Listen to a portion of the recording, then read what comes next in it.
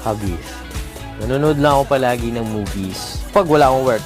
Kaso ngayon parang wala na akong time manood ng movies kasi parang ang daming work, ang saya-saya. Basketball din.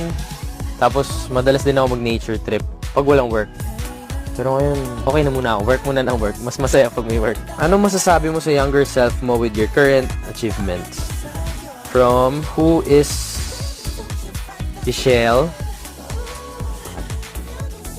Masasabi ko lang sa younger self ko siguro, proud ako sa'yo. Proud ako sa'yo kasi hindi ka sumuko kahit gano'n nakahirap. Proud ako sa'yo kasi kahit na madami nanda-down sa'yo, nilalabanan mo. Kaya mo. Proud ako sa'yo kasi hindi ka nagsasawa matuto. Proud ako sa'yo kasi nandiyan ka para tulungan yung nanay natin. Saludo ako sa'yo. Rob, anong isang bagay ang lagi mong pinapaalala